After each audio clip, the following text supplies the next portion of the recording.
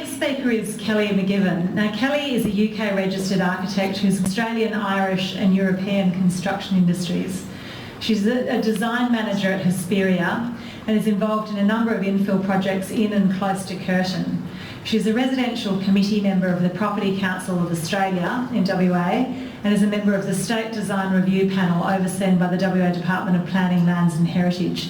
And Kellie's going to speak to us tonight at a project level, addressing features of good infill by reference to some of the developments she's familiar with. Thanks, Kellie. Good evening, everyone.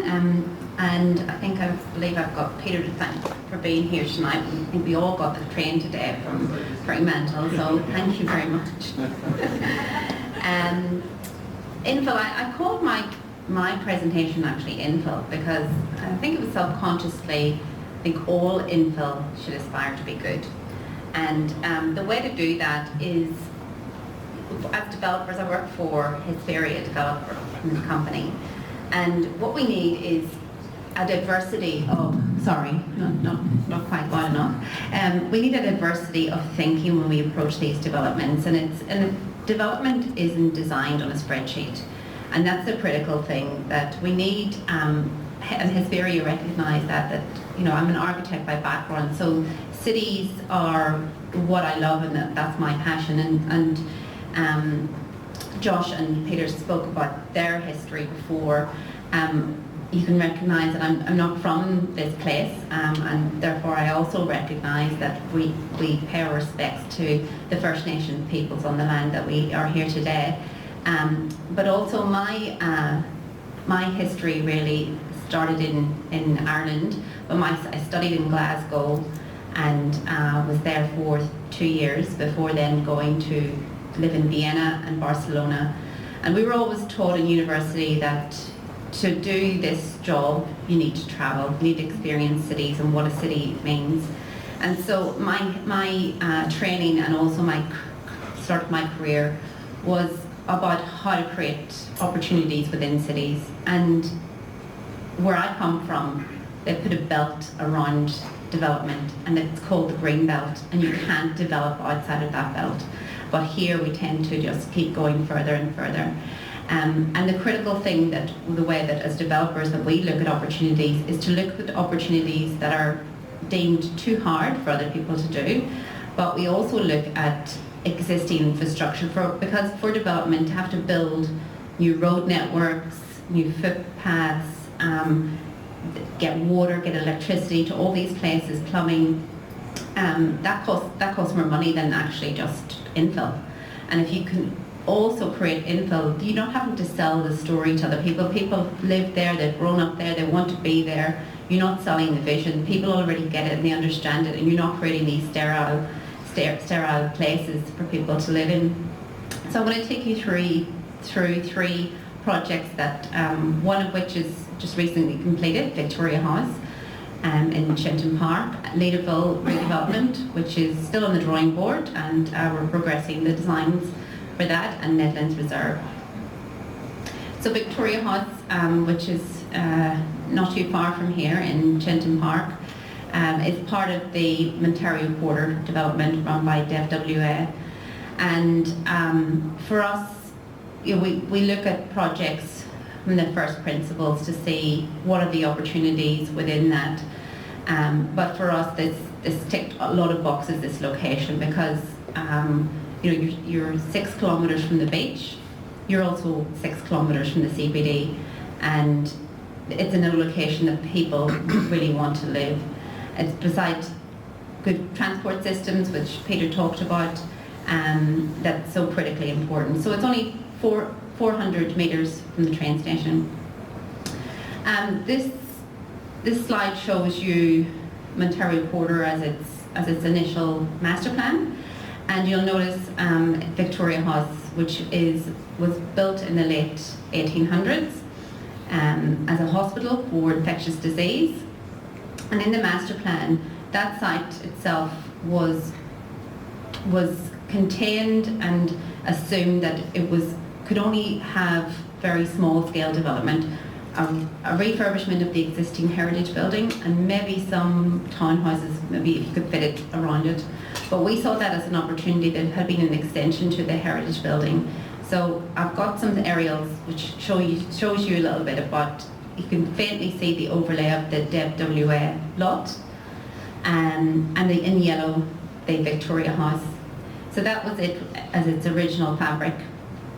The land was repaired and the lots were aligned. We approached this project to say that actually only 50% of the building is worth retaining, and that the rear part could be developed. With that came opportunities to have some basement car parking, so then the density could be increased. This shows the demolition before then, the redevelopment then of the three wings, as it were, of medium scale, 5-6 stories. And this is it completed with really at the heart of it is the heritage building. Now with this, we approach buildings looking at projects at the opportunity of what stories they have existing and how we can integrate that narrative and culture into place, because these are places that people, our historical buildings are almost like artifacts, that people have memories and attachments to that, and you don't want to create these sterile environments. You want things that people can kind of hold on to. Victoria House for us was quite interesting, because at the time the average 2-bedroom was about 90 square metres, and we sort of looked at this as an opportunity to say, we need to look at it from another frame. Let's have 105 square metre apartments, so with that extra space people could really make that leap and that jump to say that I don't want to live in a small tiny apartment. You know, you want to have a little bit of generosity as a space. But also we ended up getting people who lived within a 5-kilometre radius come to Victoria House, and that says a lot, because it highlights the fact that people want to live in the suburbs that they grew up in. They don't want to have to move out to the fringes, and with that becomes really sustainability from its grassroots, because that's sustainability of communities, that you're growing up beside, you can get to know your children and your grandchildren. You're all within a close proximity to each other.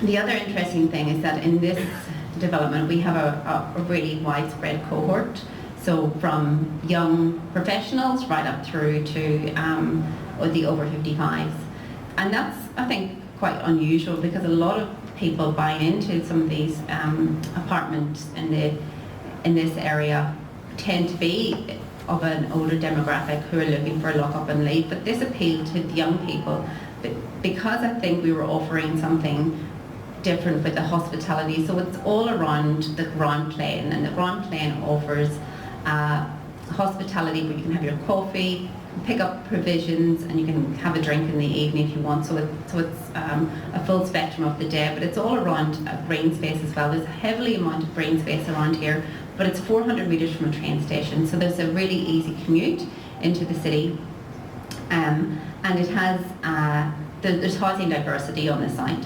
So with the Ontario Quarter you have townhouses, apartments, group dwellings, so it offers that mix.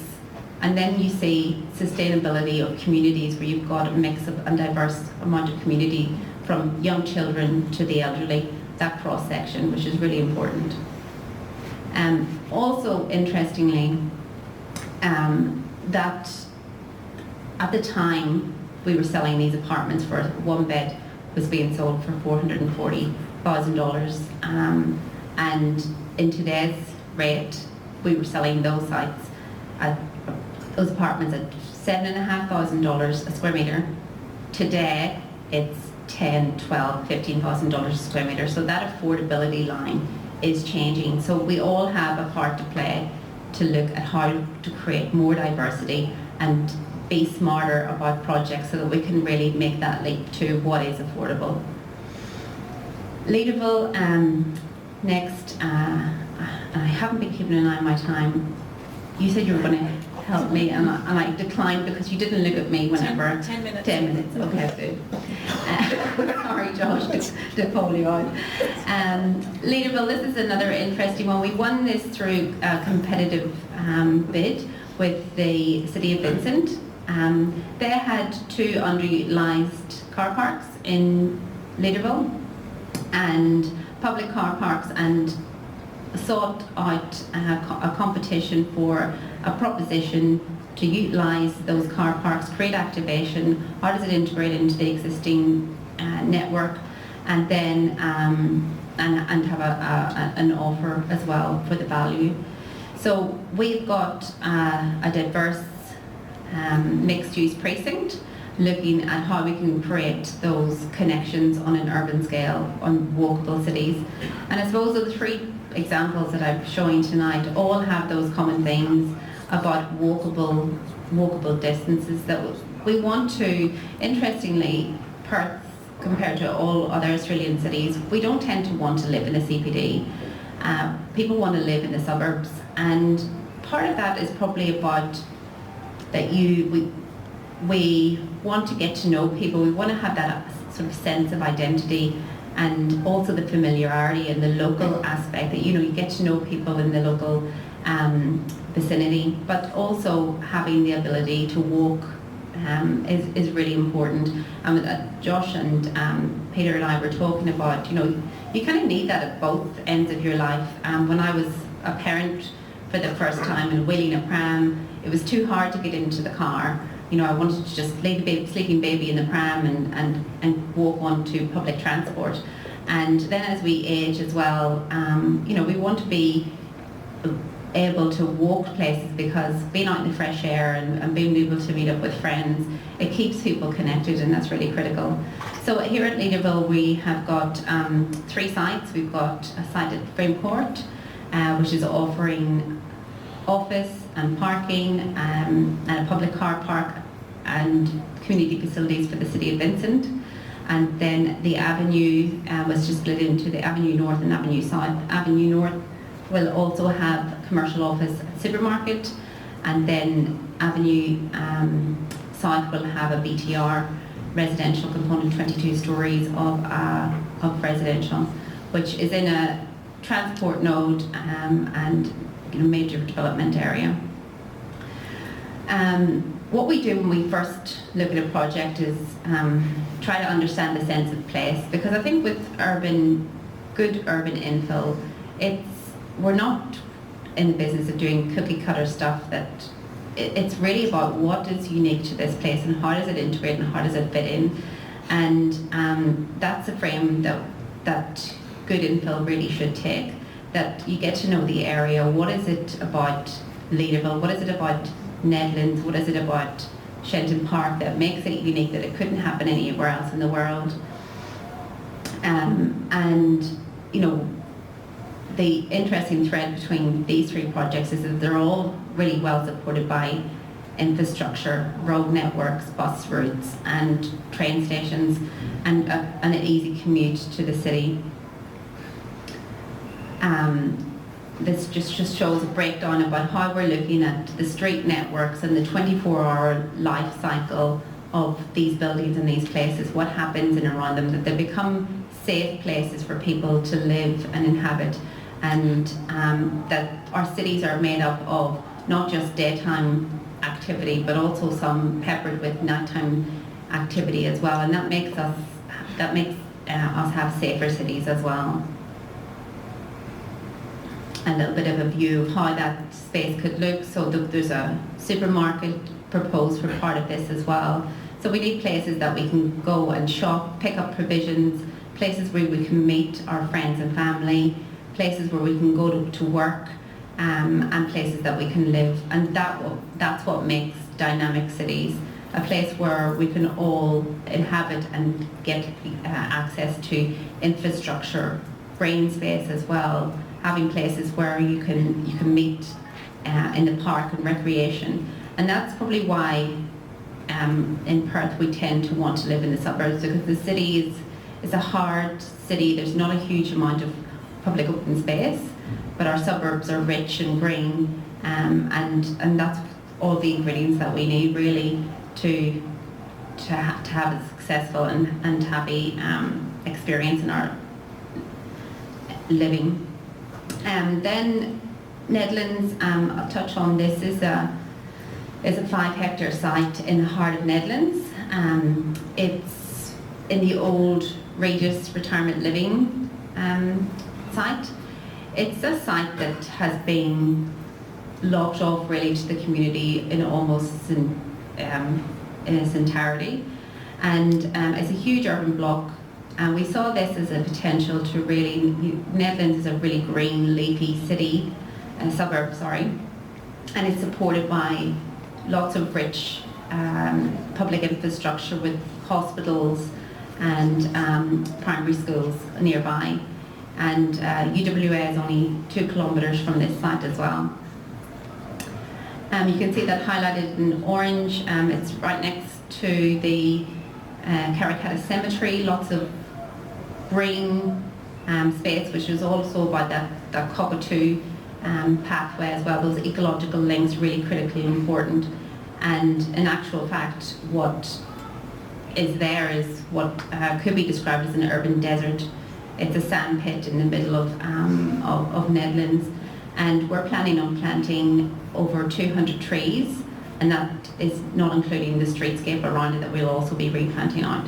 So the premise of this development is set around a public open space, and we looked at this from the idea of this is a place for everybody. This site has been locked off to the community for many generations, and the opportunity really to open up the site, not just for to create an enclave for the people who are going to live there, but create a place where everybody can come. Transport and walking routes through the site are really important as well. We wanted to look at how that longitudinal section with the green space from Kings Park, but also those urban links from Hampton Road through to the development and right through it as well are really important. And also looking at, there's some transport and traffic issues up at Monash. We recognise that, and looking at how we can slow the traffic down and not create nodal routes through that become an issue for the existing community. So you can really see this really highlights that desert, that sand pit that's on the side at the minute, and then the overlay of what we're doing then with the green space, the public open space in the middle, really heavily green streetscapes, which are really important. There are our walking umbrella really to the sun. Our streetscapes and tree planting is so critically important for our enjoyability and the ability to be able to traverse the streets. So landscapes, probably the most critical thing on this project that we looked at, but we've got a mix of, the other thing that's important is that we offer a mix and diversity of use. So we've got townhouse lots, small lot residential. They've all been designed with laneway access as well, so we're taking the cars off the main street and making sure that they're all leafy and green and well presented. And then we've got some higher density apartment options and some medical and mixed use as well, with some small amount of hospitality. Just like our other projects, we'll look at the built form, which hasn't been designed yet, but the small lot residential have all been designed around the medium density code. So we used 5 different architects to help us come up with how do we mold the streetscape, how do we make sure that what we get is a really good design outcome. And so we'll have a internal design review panel before people will be able to actually submit those designs to the council. Thank you, and I look forward to just continuing the conversation.